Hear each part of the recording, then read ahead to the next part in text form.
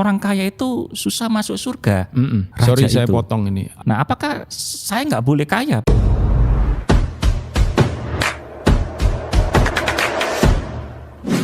Shalom, saudara-saudaraku yang dikasihi oleh Tuhan. Senang sekali hari ini kita boleh kembali berjumpa di dalam acara podcast Kingdom Insight, His Gift for You. Saya percaya bahwa di dalam setiap perbincangan kita yang akan kita hadirkan melalui program podcast ini selalu ada hadiah yang baru bagi Anda semuanya. Selalu ada hadiah yang spesial bagi Anda semuanya. Karena itu kita perlu tahu dulu siapa yang akan memberikan hadiah spesial itu kepada Anda semuanya. Nah, kalau saya mengajukan sebuah pertanyaan yang sederhana, apakah Anda tahu Presiden Joko Widodo? Tentu saja Anda berkata, yes, I know him. Ya, saya tahu beliau. Tetapi kalau saya bertanya kepada Anda, apakah Anda mengenal dengan baik Presiden Joko Widodo? Ya mungkin Anda berkata, oh tidak, saya hanya tahu tapi saya tidak mengenal. Nah, hari ini di dalam perbincangan yang spesial ini kita akan ditemani oleh pemimpin kita, yaitu saya perkenalkan langsung Bapak Pendeta Daniel Yanuar Tanujaya. Beliau adalah Gembala Sidang dari GBI Rock Surabaya. Shalom Pak Daniel. Shalom, senang bisa bersama-sama dengan Mr. Roy. Ya. Gimana kabarnya Pak hari-hari ini?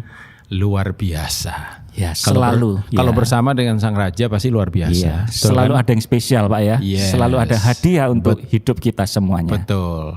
Selalu ada surprise. Yes. Ya. Pak Daniel, saya ingin tahu, kalau seandainya saya ingin membangun sebuah relasi dengan seseorang atau katakanlah dengan Sang Raja, hal-hal apa saja, level apa saja yang seharusnya harus saya tempuh supaya saya bisa mengenal seseorang itu dengan baik? Iya, apakah dia raja, apakah dia orang biasa, itu tentu saja dimulai dengan tadi itu kan Pak Roy nanya ya, apakah kalian tahu Pak Jokowi? Iya. Ya, hampir semua orang tahu lah, kalau warga negara Indonesia nggak tahu Pak Jokowi keterlaluan. Kebangetan kan? Pak ya. Tapi apakah kemudian orang itu otomatis kenal? Kalau dia tahu kan enggak. Ya, artinya kalau kita melihat tahapan dalam hubungan itu, setelah orang tahu ya perlu ada engagement gitu, perlu ada momen di mana kemudian ada sentuhan secara pribadi di situ sehingga kemudian beralih dari sekedar tahu jadi kenal. Ya, nah apalagi kalau kita bicara tentang raja, maka yang dimaksud raja ini adalah Tuhan kita, ya Yesus Kristus, dan perlu ada pengalaman di situ, ada tahapan pengalaman di sana, dan kemudian di dalamnya akan ada yang namanya yang disebut dengan pertumbuhan dalam pengenalan itu. Jadi tahu, kenal, ya ngalami, mungkin trustnya meningkat karena pengalaman-pengalaman pribadi itu. Kalau konteksnya sama Tuhan kan, ya mungkin ketika kita misalkan mengalami sebuah pergumulan atau masalah dan kita melihat mujizatnya misalkan atau jawaban daripada doa kita. Dan itu akan terus bertumbuh makin intim, ya, sehingga pada akhirnya ada cinta di situ, mengasihi, tidak hanya levelnya trust aja gitu. Dan saya pribadi sih melihat bahwa love itu ya, kasih itu adalah intens gitu, hubungan yang paling dalam ya, yang paling dan juga punya nilai yang lebih tinggi ya di situ. Nah Pak Daniel, tadi kita berbincang bahwa sebelum kita mengalami semuanya itu tentu hal yang paling mendasar adalah kita harus tahu kan begitu Pak ya. Nah kalau saya ingin tahu pribadi Sang Raja itu, apa yang harus saya kerjakan dan saya lakukan di dalam hidup saya kira-kira Pak? Iya tentu saja gini, kita perlu sebelum kenal itu kan kita perlu memang betul-betul punya pemahaman dalam tanda kutip ya yang akurat gitu, yang benar. Jadi kalau kita pengen tahu siapa Tuhan yang benar ya kita harus memang membuka diri kita dan menyediakan berbagai hal yang dibutuhkan untuk kemudian tadi saya sebut kata engagement ya, itu bisa terbangun di situ. Jadi belajar untuk mengenal, belajar untuk kemudian tahu pribadinya ya, siapa dia, kira-kira seperti itu. Ya, kita tahu bahwa kita perlu mendapat sumber yang akurat, kita perlu mendapat sumber yang benar, sehingga pengetahuan kita tentang Sang Raja itu betul-betul bisa mendalam di dalam hidup kita. Kita tahu teman-teman bahwa hari-hari ini banyak sekali beredar berita-berita hoax gitu Pak Daniel ya. Apa kata orang, lalu kemudian apa kata teman saya dan seterusnya. Tetapi tentu kita harus tahu dari sumber yang benar. Dan kita boleh mengalami tentang pribadi Sang Raja itu. Ya, sumber yang benar cuma satu, yaitu Alkitab, ya, Firman Tuhan. Di mana kemudian di situ kita bisa mulai mendapatkan knowledge mungkin awalnya. Ya, kita membaca, kita belajar, ya, pengetahuan. Tapi kita kemudian bisa membawa itu dalam ranah pengalaman pribadi, ya, dengan mempraktekkan, dengan melakukan apa yang diperintahkan, dan dengan demikian kita bisa mengenal karakter daripada Sang Raja itu, karakter daripada Tuhan itu. Nah Pak Daniel, selama ini seringkali kita mendengar ya bahwa biasanya yang dikenal oleh orang-orang ya itu hanya sekedar berkatnya, lalu kemudian anugerahnya, lalu kemudian sesuatu yang dikerjakan ya oleh Raja kita, oleh Tuhan kita.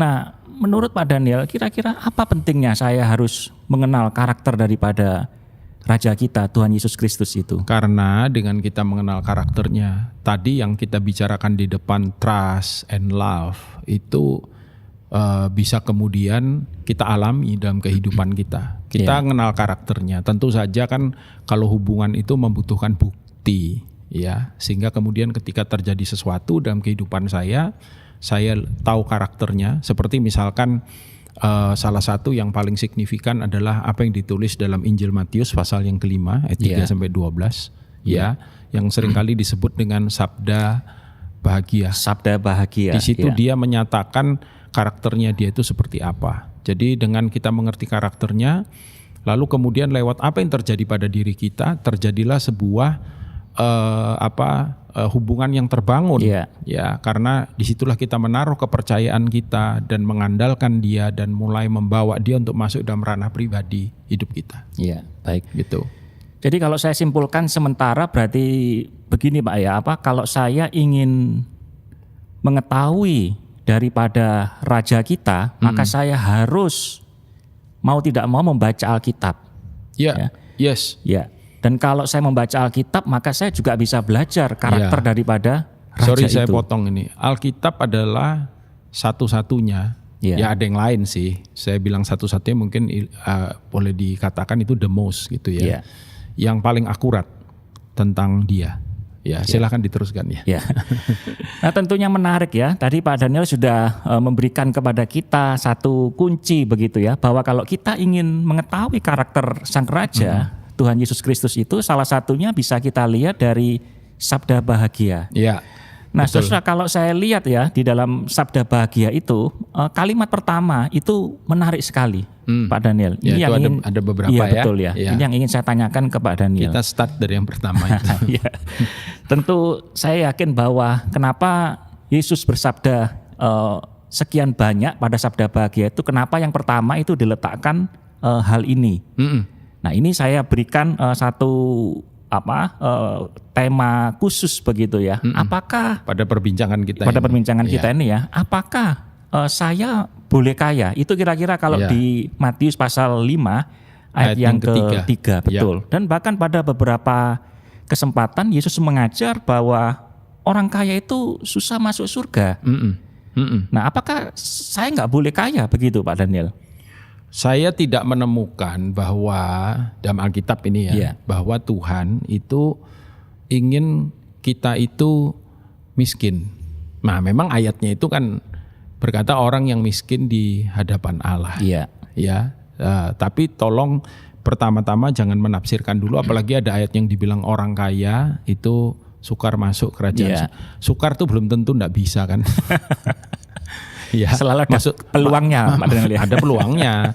Ya, tapi kenapa Tuhan ngomong begitu? Pasti maksudnya begini, ada aspek-aspek lain yang bisa menjadi penghalang, untuk orang itu bisa datang kepada Dia untuk bisa menikmati keselamatan, jaminan keselamatan di dalam kehidupannya. Ya, tapi juga kalau dikatakan diberkatilah orang yang miskin di hadapan Allah. Nah, ini mungkin yang perlu kita explore gitu. Iya, maksudnya benar. tidak berarti kemudian Tuhan tidak menghendaki, maksud gini, oh kalau kamu mau sama Tuhan ya kamu miskin dulu gitu kan. Iya. Tidak begitu. Itu mungkin yang perlu kita explore hari ini dalam perbincangan kita ini. Ya, waktu saya membaca ayat ini Pak Daniel, jujur saja terbersit dalam pikiran saya bahwa kalau memang Yesus itu mengatakan bahwa kita ini harus miskin di hadapannya, saya berpikir bahwa kata miskin ini kan sebetulnya negatif dan kemudian menakutkan bagi kita semua. Apalagi kita tahu bahwa biasanya, mohon maaf ya, yang miskin itu selalu meminta-minta, dia tidak punya harta, mungkin sulit makan dan mungkin menyusahkan orang lain juga. Nah, ini bagaimana, Pak, kira-kira? Ini tadi yang saya ngomong bahwa kita harus tahu istilah miskin di situ maksudnya apa.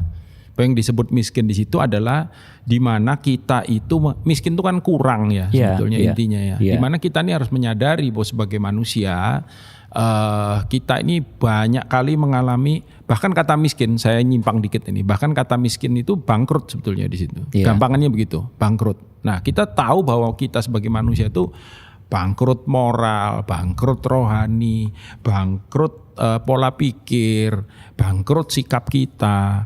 Negatif maksudnya begitu. Dan tanpa Dia, atau lebih tepatnya begini mungkin, tanpa kita menyadari akan hal itu, kita tidak akan bisa ketemu Dia. Itu. Ya kan? Makanya dibilang orang kaya suka. Masih gini, kalau orang itu merasa semua-semuanya dia bisa, semua-semuanya dia mampu, semua-semuanya dia hebat, apalagi yang dia perlukan, even Tuhan dia nggak perlu. Kan kira-kira seperti itu ya. Karena dia merasa semuanya cukup, semuanya baik, gitu Pak ya? Iya, betul. Jadi orang yang kaya, ya terutama ya kaya dalam konteks materi ya. Coba bayangkan seperti ini ya. Ini orang kaya banget nih ya. Jadi dia nggak butuh apa-apa. Keluarganya baik banget. Anak-anaknya baik. Istri baik. Ya cuman nggak tahu berapa jumlahnya. Let's say lah juga mungkin cuma satu gitu ya. Semuanya baik, semuanya oke, semuanya baik. Lalu biasanya orang bilang begini, terus saya butuh apa lagi? Nah, yang paling berbahaya kan begini, kemudian ketika dia berpikir, even Tuhan pun dia nggak butuh. Kira-kira seperti itu, betul nggak? Karena semua sudah punya, semua sudah cukup, semua, gitu Pak ya? Iya, semua. Dan yang paling berbahaya lagi apa? Ketika kemudian keadaan itu membuat dia, tanpa dia sadari, itu jadi berhala dalam kehidupannya. Jadi berhala.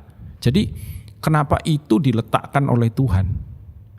Dalam Sabda Bahagia di bagian yang pertama, saya percaya itu nggak kebetulan. Itu yang Matius nggak salah tulis gitu loh. Nggak kemudian Lukas nyenggol dia, Mat, lu salah Mat. Itu nomor 5 kan, bukan nomor 1. Saya yakin on purpose itu dilakukan karena Tuhan punya maksud. Jadi nomor 1 kamu harus ngerti dulu. Kamu mau kenal aku kata Tuhan. Kamu harus tahu dulu sifatku yang seperti ini. Aku mau supaya apa? Supaya kamu tidak menjadi begitu sombong, menjadi merasa begitu hebat, sampai-sampai kamu nggak perlu aku. Nah kalau kamu nggak perlu aku, buat apa kamu kenal aku kan gitu kan? Gampangannya kira-kira seperti itu.